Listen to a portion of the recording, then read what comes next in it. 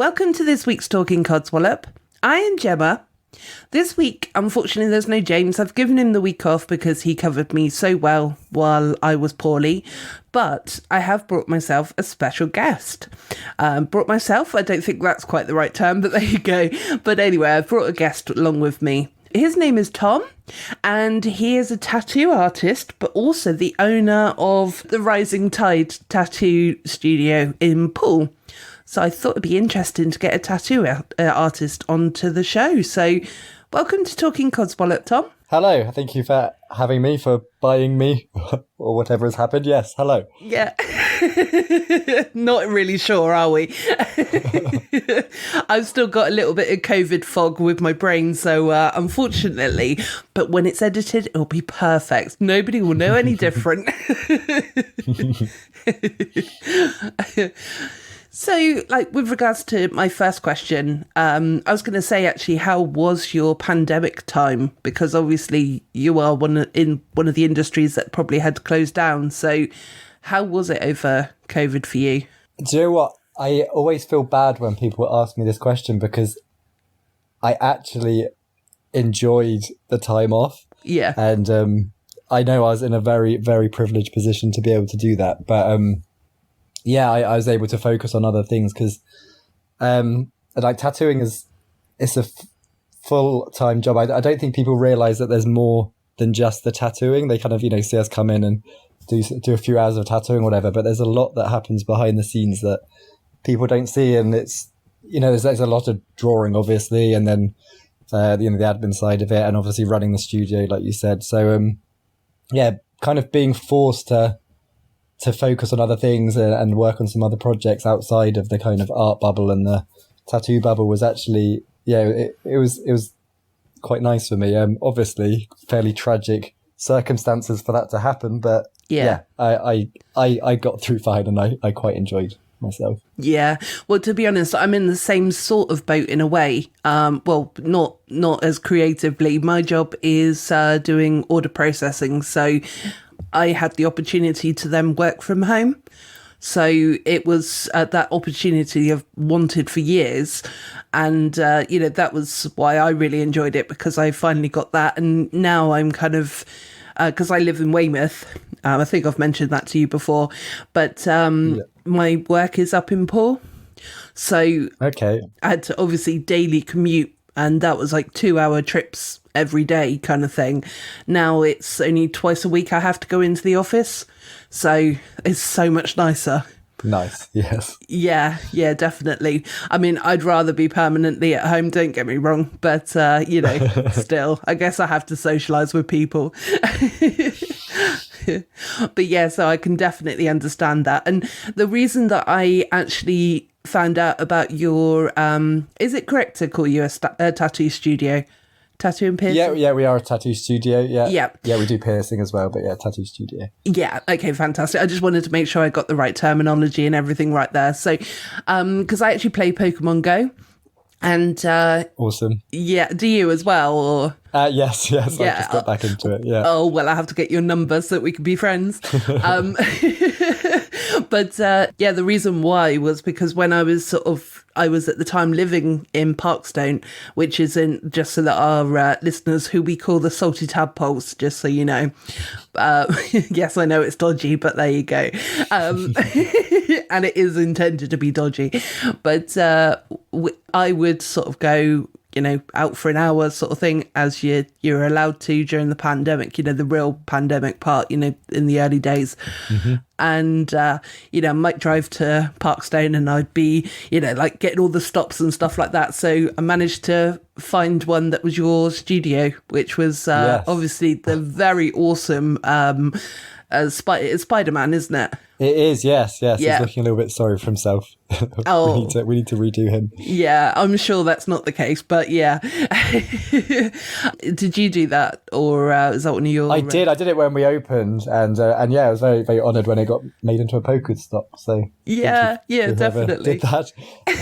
But yeah, no, at some point we are going to put a new mural. I should better say that. I'm an artist.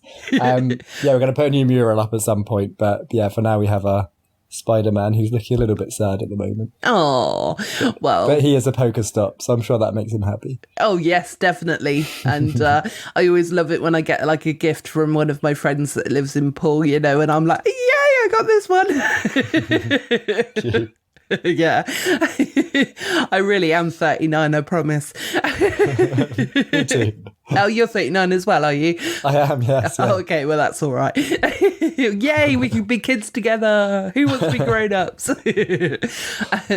So yeah, that's initially how I found out about your studio, and then I did a little bit of deep dive. So that was probably about 2 years ago. So I don't know why it's taken me so long to get you on the show, but, you know.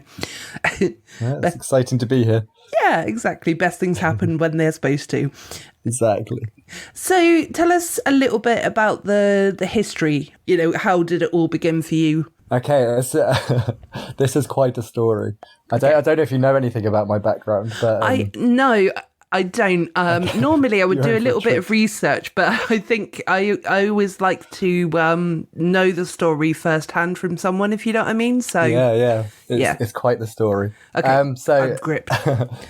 okay, so I mean, it started when I was probably about 13 in terms of the tattooing stuff, because I grew up listening to punk music and hardcore music, and that was kind of my scene. And I always wanted to, you know, hang out with my favorite bands and all of that. But I have no musical ability. And even for a punk band, like, I have no musical ability. So I kind of realized my dreams were going to be shattered fairly early. So it kind of occurred to me that if I tattooed people, that I could hang out with my favorite bands and tattoo them. And I love drawing and I was reasonably good at it. So yeah, I kind of thought that at that age. Obviously, I didn't start tattooing at that point. Because I got distracted by life, I guess. But really, I guess I kind of started learning about that age about our interaction with other animals and, you know, what we do in laboratories and factory farms and abattoirs and the rest of it. So that kind of became my life for about 10 years. I was a full-time animal rights activist, animal liberation activist.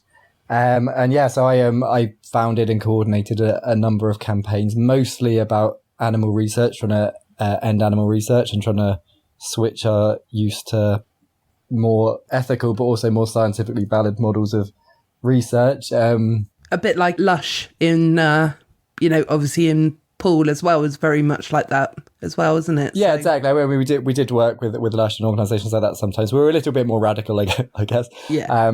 Which is. I'll swing back to that later. But yeah, we ran a campaign that stopped the Navy using goats in diving experiments and got them to start using more future facing technology and computer modeling and stuff. We exposed illegal cosmetic Botox experiments and closed a puppy farm, and so that was my life. But to kind of cut the story quite short, and I have just written a book about this, which is actually, that was my lockdown project, is writing this passion piece book that kind of covers everything that happened, and it's currently with publishers and hopefully will be published fairly imminently, maybe.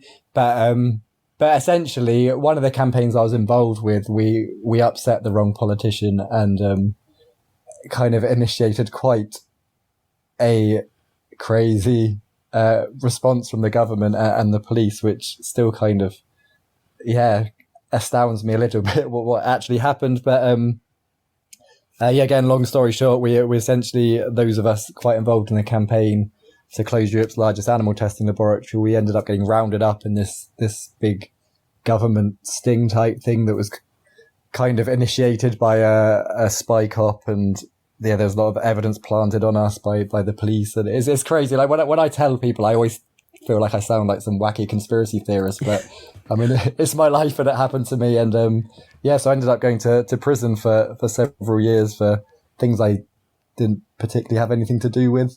No. And albeit for a cause I would quite happily go to prison for, but yeah, I'd rather have gone for something I did.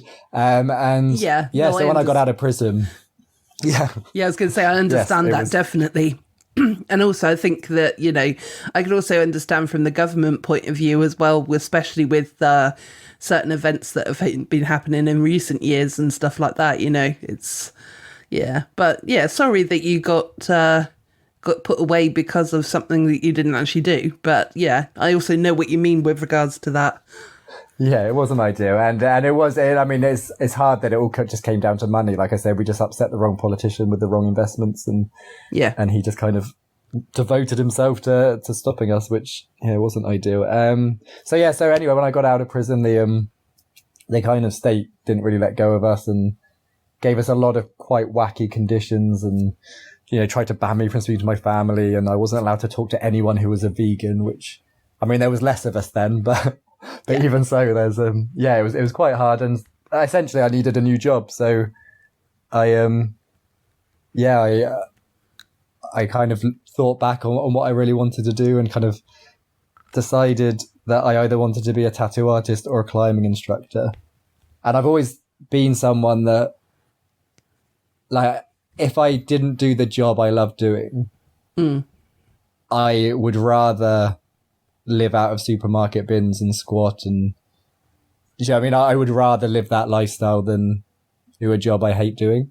So so I kind of I don't think I could work for someone unless they were doing everything the way I would think it would be done. I think I think I would struggle. I think, like I say, growing up in the punk scene where it's all very DIY, and it's very much, if you want a gig put on, you put on a gig. If you want a fanzine written, you write it. And that's kind of the ethos I grew up with. And so I kind of decided, basically I need a new job, and I wanted to be a climbing instructor or a tattoo artist. So I kind of narrowed it down and really engineered a situation for myself to basically embed myself in a tattoo studio until an apprenticeship came up, and it did, and here I am, I guess. Yeah, and now you're an owner of your own business, which obviously I was going to say reflects what you've just said yourself. Anyway, I think sometimes it's best to be, your own boss in some ways, isn't it? So yeah, like I said, I couldn't imagine not being. I mean, I have worked for people in the past, obviously, and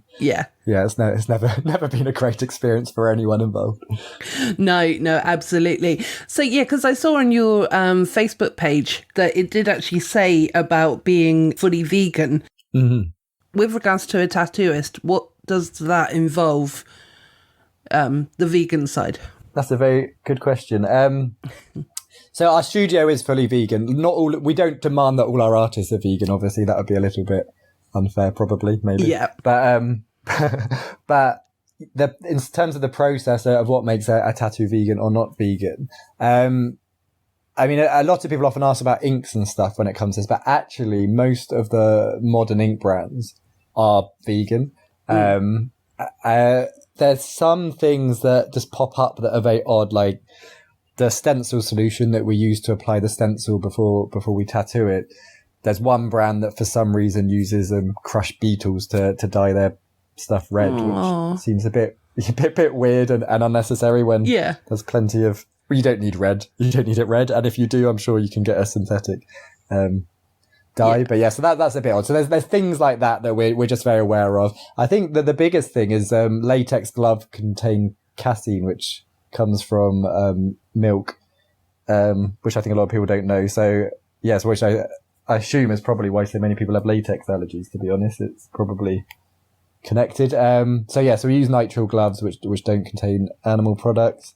The carbon paper we use, we make sure doesn't contain any carbon from animal sources. And then all the processed creams and butters and stuff we use to lubricate the skin, we make sure are vegan. And obviously the inks and everything, our cleaning products, and we run the studio off of renewable energy. We try and minimize our plastic waste as much as we can for a tattoo studio, which is probably our biggest struggle. That and tissue. A lot of tissue, but that's less bad for the environment, at least. But no, that's really interesting actually, though, because I'd never really thought of it that side of things, because I love animals, but well, maybe I shouldn't say this to a vegan, I don't know, but I love animals, but I also like to eat them. But it is such an interesting thing, like to learn all the new things. It's like, I hate all the animal testing type things. I really, I don't know why we have to do that anymore. If there is a different solution out there, then, I agree with you. Why test it on an innocent animal when, most of them are just put on this earth to love you, Yeah. But yeah, even the ones that aren't, they're still innocent. But yeah, it's just from it kind of opens your eyes, is what I'm trying to say, into a new world when you're not I think my familiar. eyes were open too early.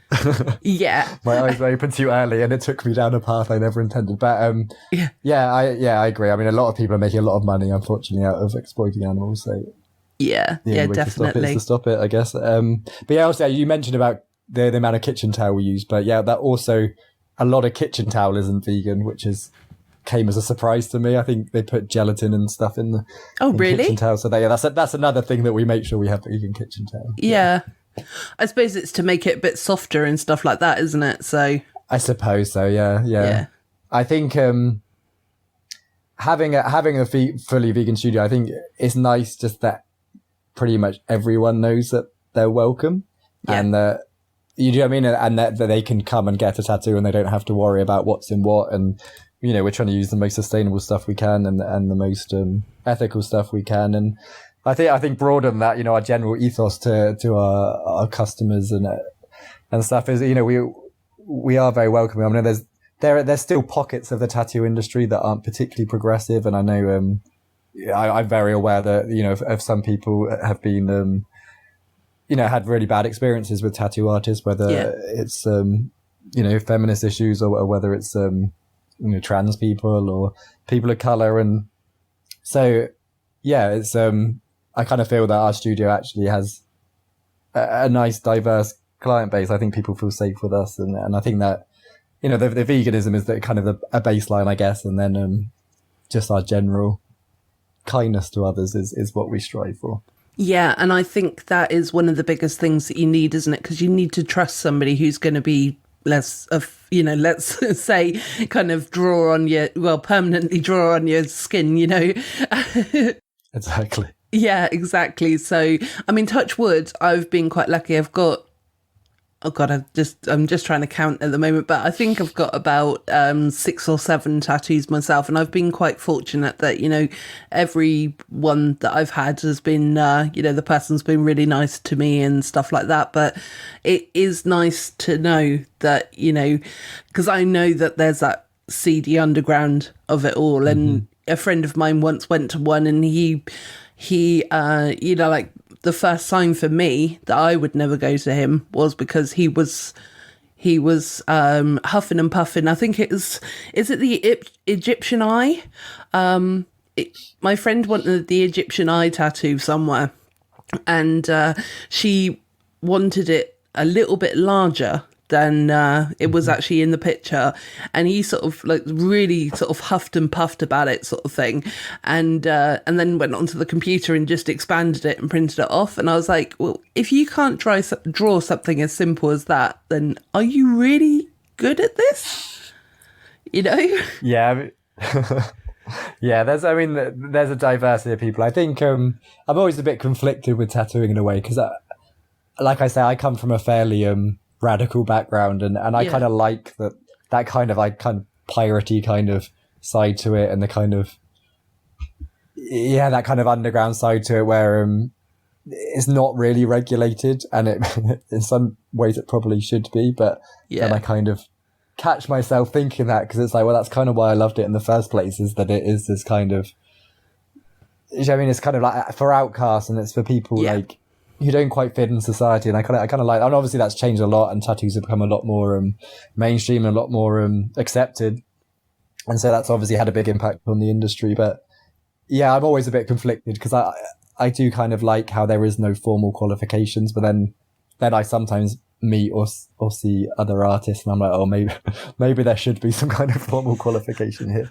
So so it's an interesting industry. I feel at some point someone's going to try to regulate it, but for now it is fairly unregulated, which unfortunately does mean that you get kind of snake pits sometimes of Yeah. people that probably shouldn't be here, and yeah, we hear some kind of horror stories. So yeah, make sure you research your artists, and yeah, that's my advice. Is definitely don't just jump into it. No. Have a look at who you're spending a few hours with. Yes. Yes, I agree with that. I agree with that wholeheartedly. Definitely do that. And yeah, you need to sort of look at what the art's like and stuff like that, and yeah, everything. So, because my mum's an artist. She's not a tattoo artist, but she's an artist. So I think I'm probably a little bit biased as well in that sense that, I think, well, she can do it, then, but, it's obviously different. So what's involved with actually training to be a tattoo artist? Okay, so like I say, there is no formal qualification. It's normally done on apprenticeships, which they're not like any other apprenticeship. I don't think that currently exists in the modern world. I think they're I think it's a very unique industry, to be honest. So essentially, a studio will take on an apprentice for various reasons. Unfortunately, the most common reason is because the studio wants a free cleaner, which isn't really ideal. And so then they'll take on an apprentice who will do all the kind of dog's body kind of work around the studio, and, maybe taking bookings and doing the cleaning. Sometimes they're made to design people's tattoos, which I'm not sure about, but that's the thing that happens. And so they're just kind of, general dog's body kind of gopher in the studio. But then hopefully they're also being taught how to tattoo. And then at some point, it will be decided that they can transition onto human skin, and they'll probably start tattooing themselves, and then they'll tattoo friends and family for free, and then maybe, friends of the studio for free, and then start slowly charging and incrementally increasing their rates depending on how quickly they're progressing in terms of their talent and ability. Yeah. And then eventually it will be decided that they're a junior artist and not an apprentice anymore, and then they're kind of free to do what they want. And normally, because apprentices tend to get treated pretty rough, or at least, they often are, and often they feel like they have been, even if they haven't been. So then quite often those apprentices will leave the studio and start emigrating. It's a very transient kind of industry, really. People tend to kind of studio hop quite a lot. So that's kind of it. There is like literally one person's experience will be completely different to another person's experience of how their apprenticeship was, because the person teaching them went through this kind of unofficial apprenticeship too. And so, and because there's no set thing and it's just people doing what they think is best, it's an interesting system, and it often works. Yeah. Other people just self-teach themselves at home, which is something we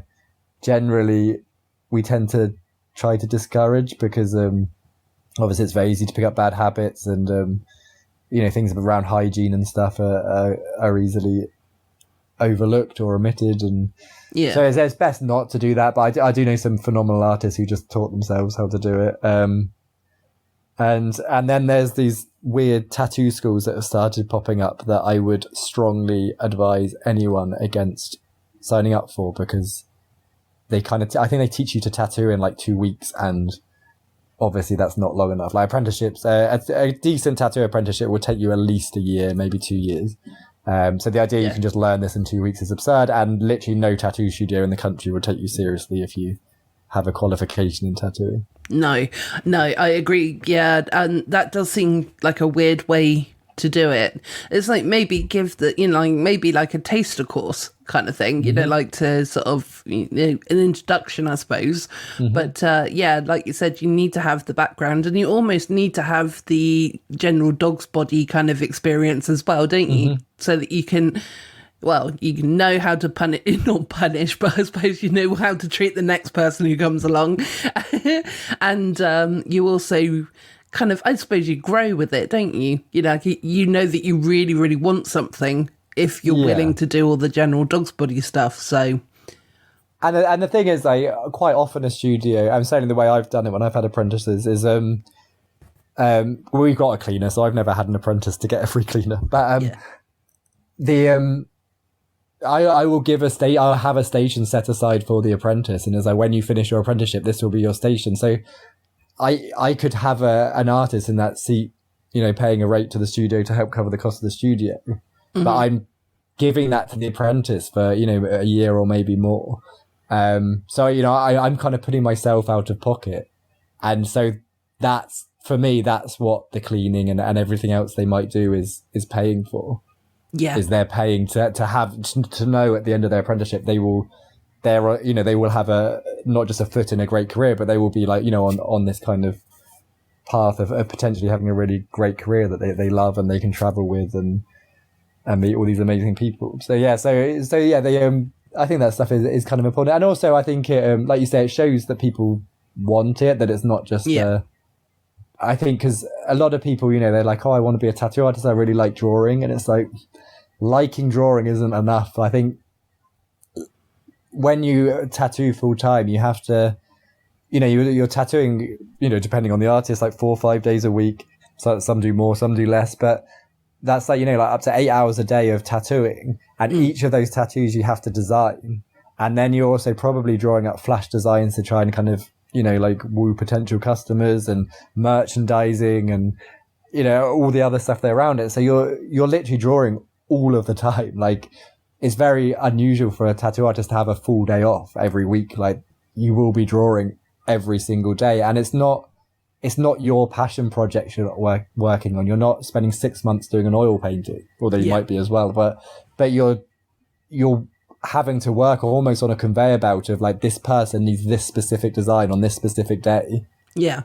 And so does this person and this person and this person and this person. So like, my diary is pretty much booked for the year now. And so all of those appointments I need to design for.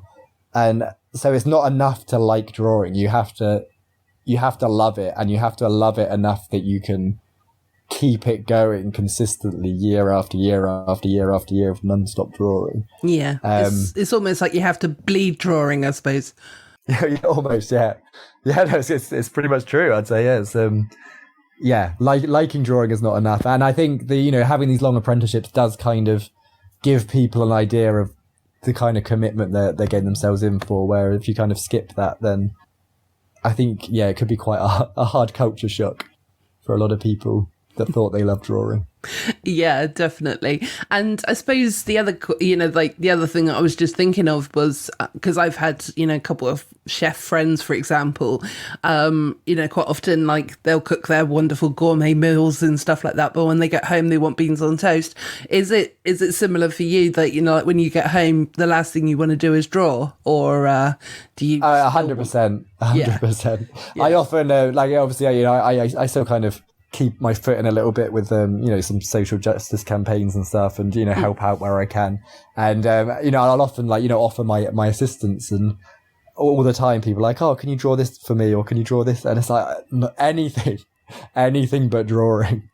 Like, I love drawing, I love it, it's my job and it's my passion, but no, not on my days off, not on my time off. I work on my own passion projects, but no, I that's the one bit of help I tend to refuse. Yeah, fair enough. I think that's fair enough, because I work on the phones quite often, like with customers and stuff. Yeah. And if the house phone rings, I know it's not for me, because it wouldn't, it's my mobile that would have rung. So I'm like, I'm not going to get that. I mean, I will if obviously nobody else is in. But I do sort of think, for fuck's sake, I don't want to get the phone, So... But, so from a small point of view, I can sort of get that, definitely. Yeah. So, yeah. So, I mean, I was going to circle back round to the prison stuff. Are you happy talking about that sort of time? Very, yes. Yeah. What was it like being in prison? And, I mean, you kind of hear the horrible stories and stuff like that, but... was it like a terrible experience that you had, or did you manage to like keep your head down low? And do you know what? It's a bit like the COVID thing, where I kind of feel a bit guilty saying that it was absolutely fine. And I know, because a lot of people it wasn't, and I saw a lot of people going through almost literal hell. But my personal experience, it was kind of fine. I think I tend to try and get on with most people I meet, and I like to think I'm fairly amenable. So I just kind of made the best of the situation and tried to get into the best jobs I could get into, and just spent my time keeping busy. I started a French degree and I wrote a book, and I was fixing computers for school kids in Africa, and then I got a job in the gardens where I was able to sneak off and sunbathe a lot, and I watched. There's a building next door which had a peregrine falcon nest on, so I was able to watch the peregrine falcon chicks fledging, and so I actually there's like a little pond in there, and I used to go and look after the ducklings, and so I don't know, it's a weird one. Like I often say it was like boring, but I don't really understand the concept of boredom. Like I always find something to fill my time. So maybe boring's wrong, but I missed the things in my life that I loved that I couldn't do anymore. I miss my partner. I miss my dogs. I miss climbing and running and all the things I couldn't do in jail. But then I found other things I could do and kind of focus myself on them. And it was I don't have any bad memories from prison particularly. No, that's really good. That's weird, isn't it? Yeah, I mean, it is. I mean, I wanted to get out a lot. Yeah. But actually, it's funny because you probably wouldn't have learnt French and you probably wouldn't have written a book if it hadn't have happened. So, I'm a strong believer that things happen for a reason. I mean, obviously, like you said earlier, the circumstances were awful. You shouldn't have been there in the first place. But the fact that it gave you the opportunity to learn those two things, the writing and you said French, didn't you? It gave you those opportunities to maybe broaden your horizons a little bit, Yeah, I've always been someone that, like I say, I struggle with the concept of boredom, because even if I run out of things to do for myself, there's always something I can do for someone else. So I don't know if I've ever been particularly bored, but I always just try and find something to do. And then, there are situations where there is no positive, but there's very few of them really, I think. And I try and find the best in a situation, and if there is a best to be found, and I'll make the best of it and enjoy it where I can. We only live once, don't we? We might as well enjoy as much of it as possible. Well, you certainly lived, that's for certain, isn't it? I certainly have. So as someone who also likes punk and rock and heavy metal and punk music, I kind of I've got the same sort of mentality with regards to the music side of things. So definitely, I think it helps a lot. I think a lot of my worldview has been formed through the punk and hardcore and straight edge scenes and stuff. I think there's a lot to learn there. I kind of hope there's a resurgence at some point, because I think there's a lot that people can get out of it. Yeah, definitely. Maybe not the spitting, though. I mean, that was a bit gross. Not the spitting, though. Yeah. But otherwise, yeah. So you've been doing your tattooing. Sorry, I'm kind of going all over the place a little bit, but, that's what makes it fun, isn't it? Life. Keeps you on your toes. Have you ever had any have you got any like funny stories of anything that's happened, like, with a customer came in for a full arm piece or something and ended up with just a dot because they couldn't cope or whatever, any funny stories or anything like that? I mean, I don't have anything like that. I'm always kind of, people have their pain tolerance, and I'm not going to judge of that. To be honest, I haven't really had that. We did have someone try to do a poo on our doorstep once while I was tattooing, which was an interesting experience. Yeah, I managed to chase them off, and they staggered into our window and fell over. It was all very, very, very unusual. I was going to say, although you are in Parkstone, so that's probably why. Oh, there's a lot of that. Throwing drug users out of the studio, and unfortunately. I'm trying to think if there's anything particularly funny. I don't want to shame any of my customers. I have too much respect for them. I tell you what, circle back. Let's wipe that one out of the that one's gone. So there we have it. Although actually, I need to. If I think of anything, I will say. Yeah, although I have to keep it in slightly because of the man pooing. So it was a lady pooing. Oh, a lady pooing. A very, very drunk lady. Oh my goodness! So she assured me it was okay. It was not okay. Oh God.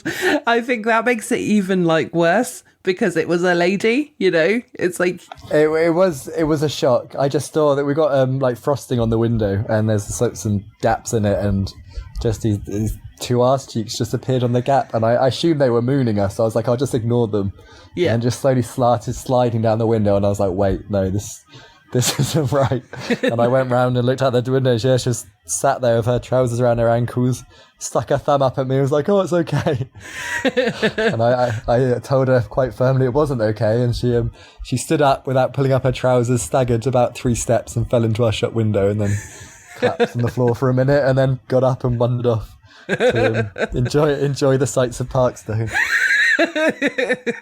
Well, I have to say, I'm glad that I asked if you got any funny stories, because that definitely is one.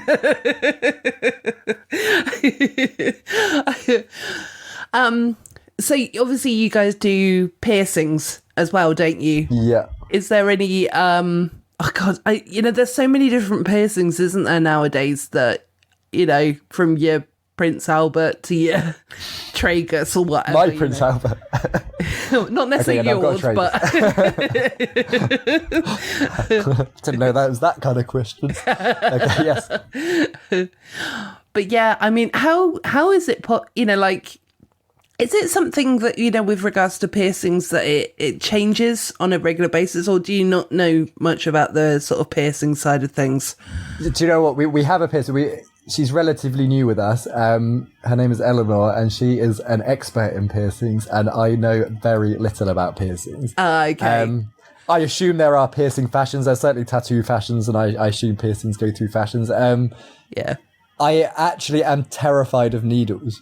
Oh, okay. Which confuses a lot of people, but tattoo needles I am at peace with. I can angrily draw on people all day, that's fine, and I can reluctantly have someone aggressively drawing on me. But piercing needles, yeah, I was asked recently to film the piercer doing a scaffolding or was it a bridge of the nose piercing, and she was like, oh yeah, can you just film it for my Instagram? And I did nearly pass out having to watch it. So I try and stay hands off with a piercing. I have got a piercing from Eleanor because she works in my studio, and yeah, it's yeah, I feel I should, and she's very good, and it didn't hurt, and she's got wonderful bedside manner, but I am absolutely terrified of needles. Yeah. So, yeah, my knowledge on piercing is limited. I have piercings, and I did most of them myself with my school librarian badge when I was a kid because I was scared to get someone else to do it. I'm an unusual tattoo artist. Yes. I don't It was a weird career choice. Yeah. I was going to say, I don't think you are, though. Not 100%, because, I think everybody everybody's got a weird story in the background. So, whatever line of work you do. So definitely. But you went the real punk rock, and you did your piercings with your library card. Library badge, a library card would be horrible. Sorry. Just paper cutting myself. No, yes, good point. I was a school librarian. I wasn't that punk rock, I guess, but yeah, I had a sharp implement to pierce myself with. Fair enough. And what in the years then, what kind of tattoos have you seen? Oh, actually, let me change that. Sorry. I was going to say, is there something that you prefer doing over, other things, kind of thing? 100%. I have a very specific style of tattooing that I do, and I only tattoo in that style. And I think part of it is the way my brain works, kind of really limits me in what I do or what I enjoy doing, and part of it's kind of been an evolution. But when I started tattooing, I was very clear that I only wanted to do geeky tattoos and nerdy tattoos. Mm-hmm. And that was kind of all that really interested me. So I was quite diverse in what I would kind of have under that kind of remit. So, I'd do script, I'd do portraits, I'd do comic book stuff, Disney stuff, anything as long as it had some kind of geeky theme to it. And then I guess as kind of time went on, I kind of slowly started honing into what I really enjoyed doing. And really that was Disney and Pokemon and Simpsons, like animated type stuff like that is really that's where I'm very comfortable drawing. It's where I'm comfortable designing, and it's where I'm comfortable tattooing. So really, yeah, that it really has become my focus. So a huge part of what I do is Disney tattoos. That's probably the bulk of my work now is Disney. And then, like I say, anything of that, very colourful, very illustrative. Yeah. I kind of feel that even though I'm doing things, I try and keep it as close as to the source material as possible. Like I don't want it to look like my version or my interpretation of a character, but that said, I kind of feel if you see my tattoos, people tend to know that I've done it. I do try and the way I colour it and the way I kind of present it, I feel that I do have a fairly distinct style within doing things as authentically as possible to the source material. Yeah, so it's almost like putting your own little signature on it kind of thing, I suppose. Exactly, exactly. And exactly that. Yeah, definitely, because I've obviously had a look, while we've not while we've been chatting right now, but while we've been chatting prior to the podcast. So I couldn't think what the word podcast was. That's really bad, isn't it? Again, my brain is foggy. But it's like I've been looking through your art and stuff, and it's absolutely incredible. It's so beautifully done. And thank you. Yeah, and I hope one day that I will hopefully book something to get done with you, so that'll be good. I hope so.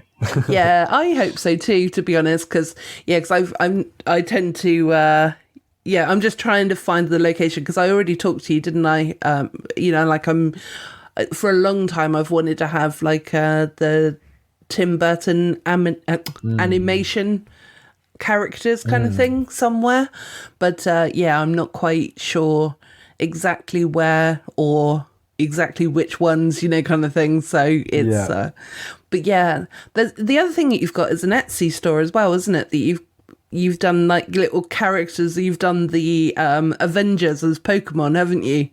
Yeah. So mashups are a big thing that I do love doing. I love taking two. I kind of pride myself a little bit on that. I feel that I can take any two pop culture characters and make them into something very cool. Stitch dressed as Harry Potter, or the Poke Avengers, or anything like that really. Simpsons characters as zombies, or I love mashing stuff up like that. That's one of my favorite things to do. So if anyone wants a cool mashup tattoo, you know where I am. Yeah, absolutely. But you can also get them as a print as well, can't you? I do. Yeah, the Etsy store has got prints. It's got oil paintings I've done, and various other merchandise, pin badges, and all sorts of stuff. Yeah, because as soon as payday's on the 31st, so you might get an order for an Avengers Pokemon one. Awesome. That is my most popular print. Yeah, because I've been rearranging my room recently, so I've got a little bit more space now to put stuff up, so you never know. Hopefully. Awesome. But no, I do particularly like that one. But so is that something also with the Etsy store? Is that something that sort of kept you going through like COVID and stuff like that as well? The first lockdown, because we ended up being locked down for 8 months in our industry. So there was 8 months off work. Again, like I mentioned earlier, I had quite a lot of privilege, and I was quite lucky and kind of fell into most of the right categories to kind of get government support. Like some of the people I worked with didn't, and a lot of my friends didn't. So I was very lucky to kind of essentially have enough money to kind of get by through that. But certainly in the first lockdown, it was doing art commissions particularly was kind of a lifesaver really then. So it was nice to have something to fall back on. Yeah. And it was, I will always be grateful to everyone who bought anything off me during that period, because it did make a huge difference. Yes, it definitely would. And it's also quite funny, isn't it, how the beginning of the episode, the government screwed you, but then, towards the end, the government helped you. So that's quite good, isn't it? They gave me some of my taxes back. I'm not going to be too grateful. No.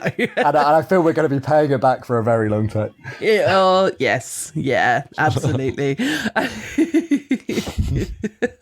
So what's involved with the tattoo process? So every tattoo artist takes bookings and stuff differently, but when people book in with me, I prefer to do it all online. I kind of feel nowadays we don't really need face-to-face consultations as much. I tend to have quite a good idea of what people want, and people coming to me tend to know the kind of style I work in and the kind of gist of what they're going to be getting. So yeah, I tend to do my consultations online and kind of get an idea of what people want. And people, will book in with a deposit to book a date.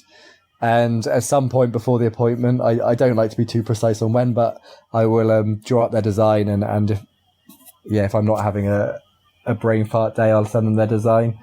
And so I do forget, and people do need to chase me up. So if I never send your design, chase me up. And then on the day, people come in, and obviously we want people to wear practical clothing that we can access the area to be tattooed. Yeah. Make sure you've showered, make sure you've eaten. Definitely eating before a tattoo is very, very good advice. Don't ever skip breakfast on tattoo day, because that's when people pass out. Yeah. Also, from experience as well, I've always taken like a bottle of fizzy drink with me as well, like Coke or whatever. Oh yeah, 100%. Sugar is your friend when you're getting tattooed. Whatever diet or whatever you're on, bring sugar, like sweets, fruit, fizzy drinks and stuff. It makes a huge difference. Because basically your blood sugar kind of drops through the adrenaline and stuff when you're getting tattooed. So having a kind of sugar hit kind of just keeps your blood sugar levels where it needs to be to keep you conscious. Yeah.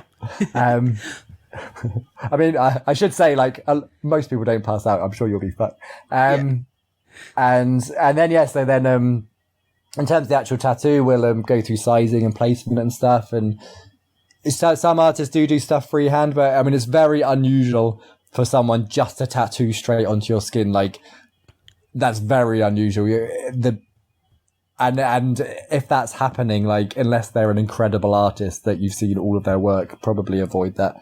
But yeah, normally there'll either be a stencil or there'll be freehanded on with pens and stuff. So before the tattoo starts, you should be able to look at it in the mirror, check the sizing, check any spelling is correct, and make sure it's facing the right way, and make sure you're happy, like I say, with the size, the placement, and everything like that. Make sure you kind of move around a bit in the mirror to see how the tattoo will move with you. And then the tattooing starts, and it's an experience. It's people always ask what it feels like, and it's hard to say what it feels like. I don't know if it's possible to explain what it feels like to someone who hasn't yet been tattooed, but as soon as it starts, you will think, oh, obviously this is what it feels like. It feels like someone scratching me with something sharp.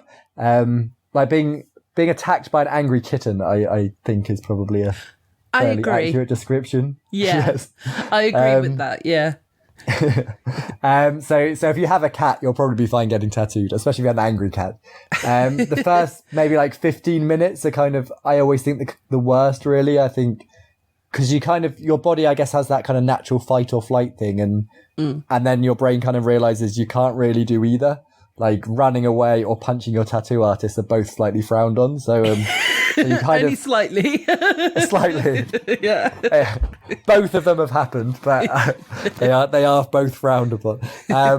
So your body kind of has to adjust to this, I can't run, I can't fight, I just kind of have to accept this. And your body does start accepting it fairly quickly. Maybe I say 15, 20 minutes into it, your body relaxes into it, which isn't good news for people getting very small tattoos, because then you only get the worst bit, I guess. But if you're having a longer session, you will settle into it, and it's bearable. It sucks. Getting tattooed does suck. I'm definitely not going to pretend it's this wonderful kind of cathartic experience or anything, but it sucks. But it's clearly bearable. If tattooing was that bad, I wouldn't have a lot of tattoos, and I do have a lot of tattoos. So it's definitely bearable, and and it's worth it if you get a really cool tattoo out of it. Yeah, exactly. Personally, there's certain areas with the ones that I've had, but I've not had them on any of the typically bad areas, if you know what I mean. Like your ribs and stuff like that. I know that's painful, so I think, well, I'm not going to bother with that yet. But the ones I've had, they've been sort of touch wood, they've been all right, but then I quite enjoy That sounds really bad. Enjoy pain, but it's like I've got quite a high pain threshold myself that I can sort of sit there quite happily, and I'm just chatting away with whoever the artist is, and just. But I love it more when it's like on my arm or a leg or whatever, so I can actually watch as they're sort of doing it, and actually watching, as they're creating what is on my arm or whatever. So I'm absolutely fascinated. Yeah, a lot of people are like that, and but it's interesting because there's a lot of things I find with tattooing where some things are like really Marmite. So some people have to watch their tattoo being done, and so if they're getting like their back tattooed or the back of their calf or something, they really suffer because they like, for some reason it hurts less seeing it. Other people are the complete opposite, like me. Like, I would rather look at anything than myself getting tattooed. And I know when I've had apprentices and they've tattooed me before and I have to kind of like tell them what to do and kind of coach them through it. It's a horrible experience for me having to not only watch it, but actually instruct someone on how to tattoo me. I find that very odd and unsettling. But so and the same with pain. People are always like, oh, what's the most painful place? And there are some areas that are universally horrible and some areas that are universally broadly fine. But a lot of people will find, like they'll prefer their calf to their shin or their shin to their calf, or inside elbow, outside elbow. Like it's very interesting. Like we're all built differently, I guess, and we all deal with it differently. But there are areas I would strongly advise against ribs or feet for a first tattoo. I think. If anything's going to put you off getting a second, it will be that. Yeah, because also with a foot tattoo, you've got to think like almost seasonally as well, because you pretty much got to wear flip-flops, haven't you? Because you can't really cover it over very well. I wore shoes. I think I took the laces out of my shoes when I got mine done and just, and waddled around like that for a while. But I didn't actually find the healing too bad on my feet. But again, definitely, it's definitely an area you want to take extra care with when you... Hands and feet, areas that get a lot of exposure, you definitely want to be extra careful when they're healing. Yeah. And seasonality is... Oh, sorry, say again? So I was going to say seasonality is actually quite an important thing. And I always find it interesting because we always get really busy in the summer and then in the winter it all kind of dies off. And obviously the reason for that is kind of human psychology. You go down the beach, you see someone with their short sleeves or their shirt off and you're like, oh, like look at their tattoos, they look really cool, so maybe I should get a tattoo, and you book in for your tattoos. But actually, in terms of healing a tattoo, the worst things for tattoos are sun, sea, sand. Yes. So actually the best time to get tattooed is over the winter. Let it heal, and then in the summer obviously whack on your factor 50 or whatever, but you can actually go out and enjoy your tattoos and show off your tattoos without ruining them. So get tattooed in the winter is a sneaky bit of advice. Yes, I agree with that as well. Because, and also because for the most part you want to stay in as well, don't you? If it's raining and if it's miserable. So, you don't have to, like, say if you do get a foot tattoo, for example, you don't have to walk around without, without whatever on. So, without whatever on? Without whatever on. It started dodgy. Yes, you can wear clothes while your tattoos are healing. Maybe, if you want to. Maybe, if you want. Each their own. Exactly. We don't discriminate against anybody. You do you.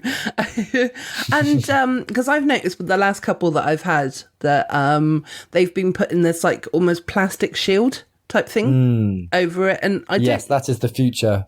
Yeah, is it actually really good? Because the problem is that I find it a bit itchy, so it doesn't stay on for massively long because I think I might be allergic to like the gluey kind of part of it. But okay, yes, some people are allergic to it. I've never seen a serious reaction. Like it's generally just a mild reaction, and it gets a bit itchy. You maybe get like some little spots and stuff, but.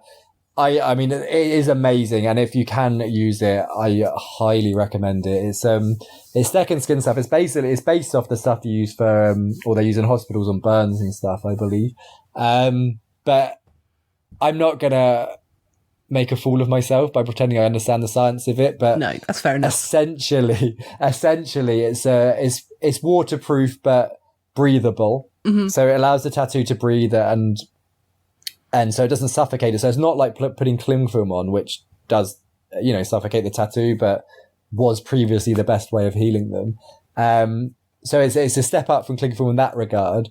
It's also, so basically we tend to ask people to leave it on for a few days. We might ask them to change it and then leave it for a few days, but it has the advantage that it means that it's less likely that people will make a mistake in the healing process.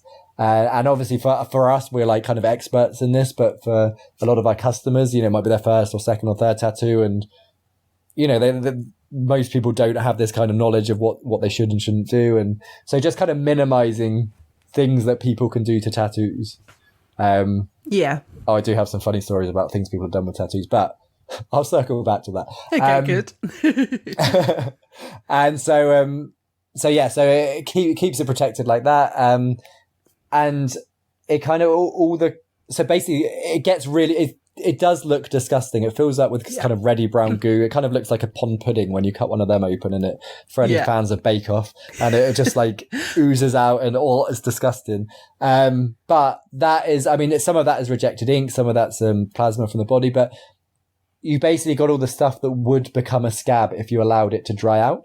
Yeah. And so you get all those kind of healing enzymes that you would have in a scab. You have those white blood cells and everything, but it's not drying out. So it's healing the skin, but smooth rather than the kind of lumpiness you can get from a scab, and without the risk of knocking it and damaging it. So it's really good. It minimizes infection risk. It minimizes the risk of something going horribly wrong with, you know, poor healing practices, and it minimizes the risk of scabbing. And so it's great. I love it. I absolutely love it. And I use it on everyone who isn't allergic to it.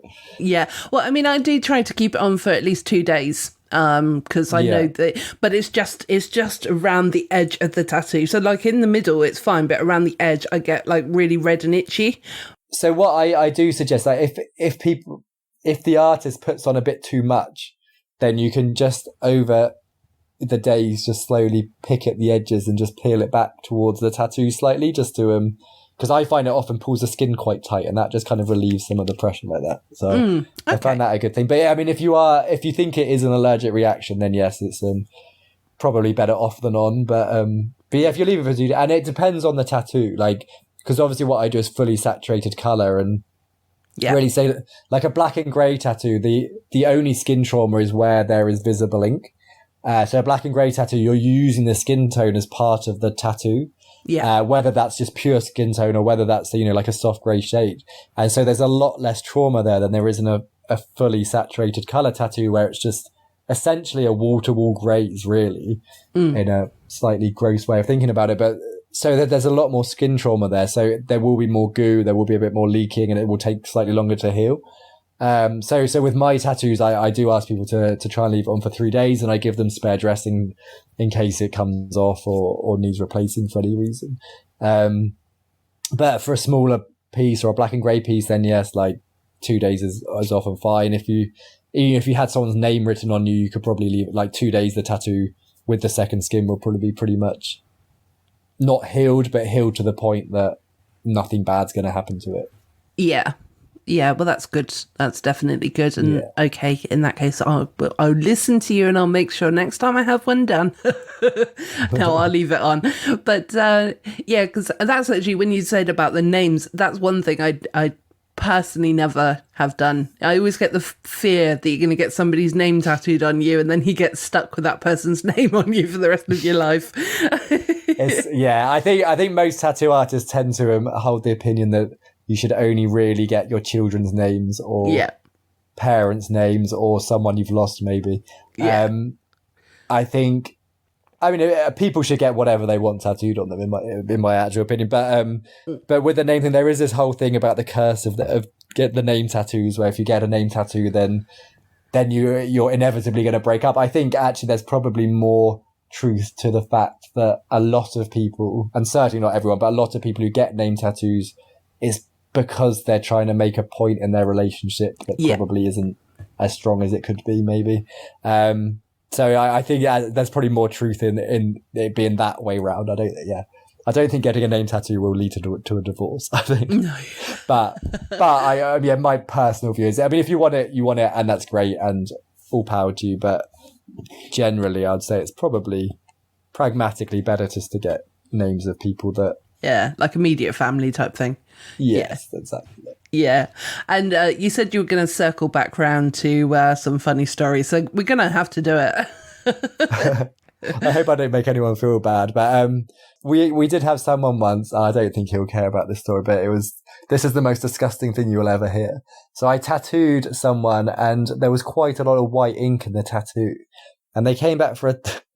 This is so disgusting. They came back for a touch up, and a lot of the white was kind of brown.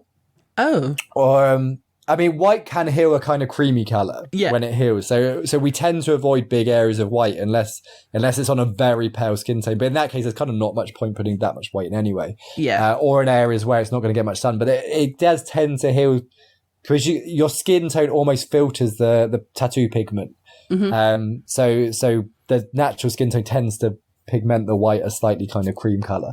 But it wasn't that. It was more brown. And I said to him, like, what on earth is it? Like, what have you done? Like, why is it brown? I didn't tattoo this brown. And it turned out he'd been playing catch in his garden with his young son. Yeah. And he had dove for the ball. And, and there was a pile of dog poo in his garden, and his fresh tattoo smeared through the dog poo, and I still don't understand how this is scientifically possible, and I kind of hope there's some biologists listening who can explain this to me and how this pigmented his tattoo. But yes, it stained his tattoo, and apparently fairly permanently. I don't know how he didn't get it infected, and it still horrifies me that this is a thing that happened, but that happened. So yes, people, do not smear your tattoos through dog poo.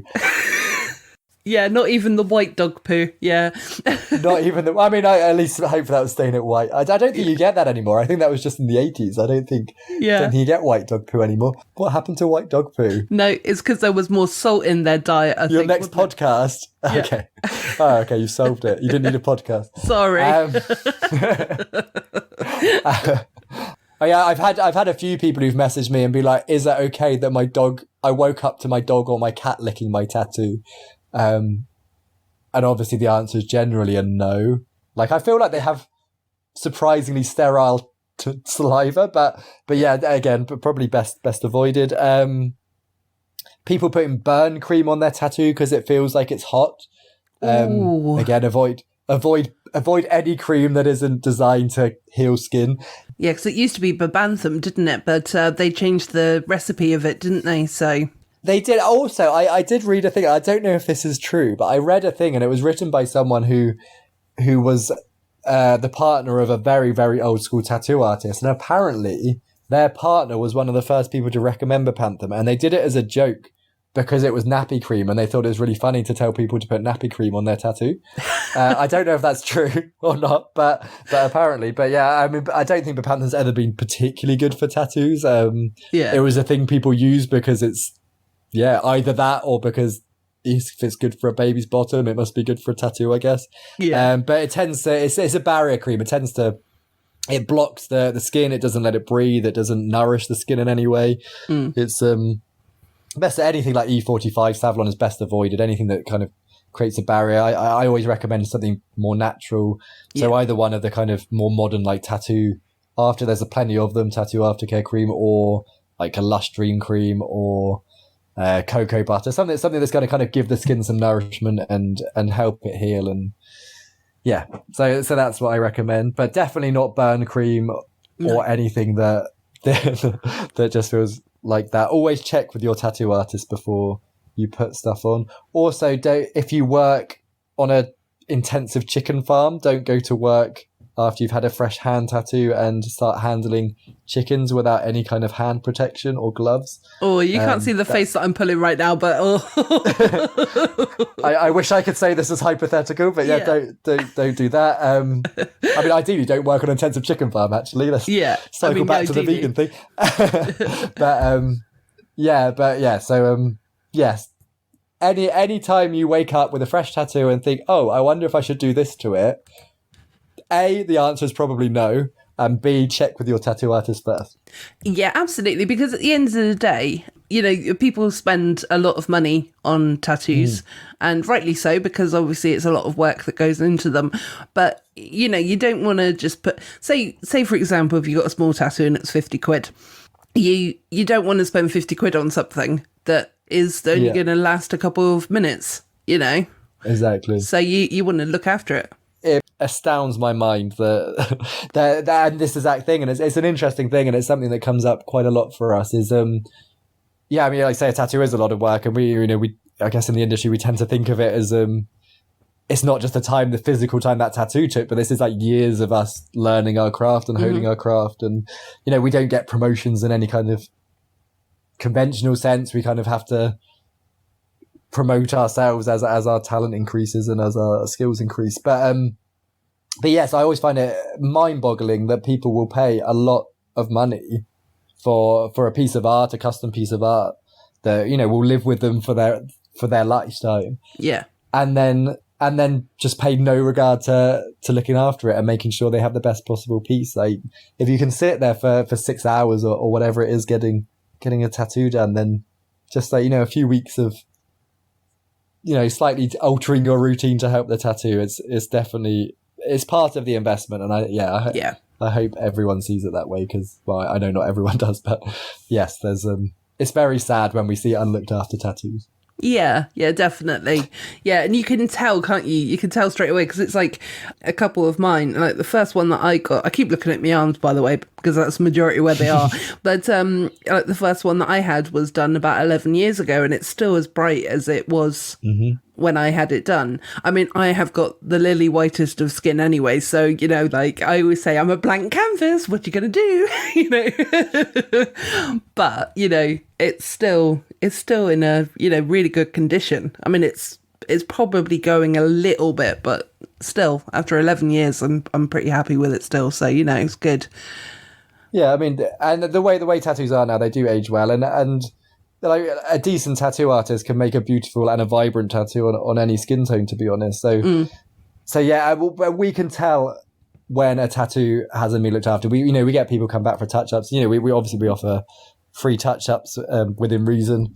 If things happen, and you know, we do understand things do happen sometimes, and life happens, and sometimes they need a touch-up. Sometimes things just don't heal right. But yeah, we know when a tattoo comes back to us, we know if it's being looked after or not. It's very obvious. It's very obvious what damage has been caused by picking scabs. It's very obvious what damage has been caused by not moisturizing, and any other number of things people do to their tattoos. It's very clear what is self-inflicted damage and what is sometimes our fault, but more often just like tattooing on a biological organism it's not always going to be perfect, and sometimes things will need another go or another little look at. So yeah, but we do know. So there's no point lying to us. We know what's happened to your tattoo, and we'll touch it up anyway. But yeah, we'd rather you just try to look after it in the first instance. Yeah.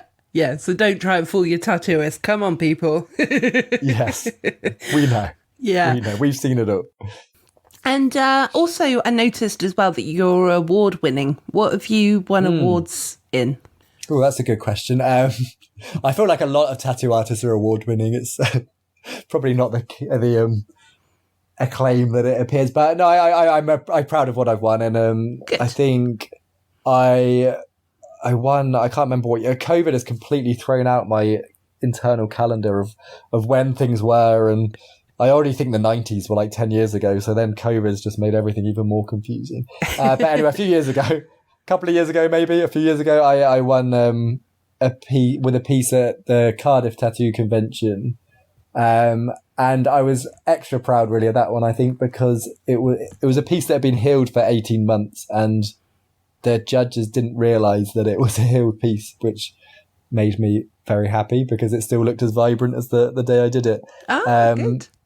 Yeah, so that was nice. And I won. There was a competition at Comic-Con, I believe, I think it was a Walking Dead convention in Florida.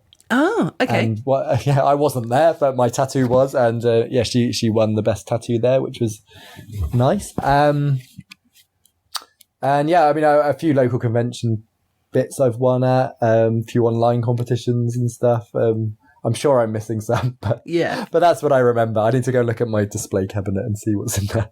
Yeah, exactly. But it's still, even if it was just one of those awards, it's still impressive. It's, it's always impressive if you get an award for anything, as long as it's not nice a participation award, what I mean? That's my life. Yeah, no, it's always nice winning. We also won, our studio won best 5 of everything on the local radio station, Fire FM, I think it was, which is quite, I assume it was the best top 5 tattoo studio. We were number 1 of the 5. Oh, okay, awesome. The certificate isn't clear, so I'm claiming it's top 5 everything. Yeah. Well, yeah, definitely. We're the best of everything, so come to our studio. Definitely, 100%. And I was sort of going to wrap it up now a little bit, but I was going to say, you sort of touched upon it at the very beginning. You said about the fact that you were a punk and you liked punk music and that you wanted to get into tattooing so that you could tattoo someone famous. Did you ever do that, or is it still on the bucket list? My plan was a fail. My plan was a fail. The problem is, and what I clearly didn't think through as an adult, is that most punk bands don't want tattoos of Disney princesses on them. So that's where it all went wrong. I should have done more cobwebs and skulls, I think. But then that's where it went horribly wrong for me. But surely if they're punk, they're supposed to be going against the system. So that's what I'm hoping for. I'm waiting for someone to realise that, and then they'll get a My Little Pony. I'm sure it will happen. I don't want to say punk is dead, because it is definitely not, but I feel that the punk scene is in dire need of a resurgence. So I kind of feel it's unlikely at the moment that there's many people, but at some point I'm sure it'll come back round. Yeah, definitely. Maybe have I know I said My Little Pony, but you could have like a zombie My Little Pony, So I've done them. I've done them. Oh, good. So I've done zombie everyone. Yeah. Oh, that's good. Yeah, you definitely have to. So with regards to where people can find you, your actual shop and, online and things like that, what's your, social media information? Yeah, well, I mean, like as you say, in reality, our studio is on Ashley Road in Parkstone, and it is a Pokestop. It has a Spider-Man mural on the wall the moment. On my social media, it's I'm Tattoo Tom. Tattoo Tom is my registered trademark. I weirdly trademarked my name. Good. More so no one else could sue me, rather than me suing other people. But yes, Tattoo Tom on Instagram, tattoo_Tom, and I think it's Tattooist Tom on Facebook. But Tattoo Tom, you'll find me. If there's lots of nerdy stuff, then it's me, and you found me. Well done. Yeah, absolutely. What I'll do as well is if you send me across the links to your social media and stuff, I'll put it in the information in the description as well, so that people can click on it and whatnot, and be a bit easier for them as well. So so we can get the attention to you straight away rather than hunting for you. Well, unless you prefer to be hunted. I've had enough of that in my life. Fair enough. I'll make it simple for everyone. Oh, well, thank you ever so much, Tom, for joining me today with this episode. I've really enjoyed it. So, my absolute pleasure. Well, I think we've been talking enough codswallop this week. I have been Gemma, and you have been Tom. I have. Thank you. Thank you.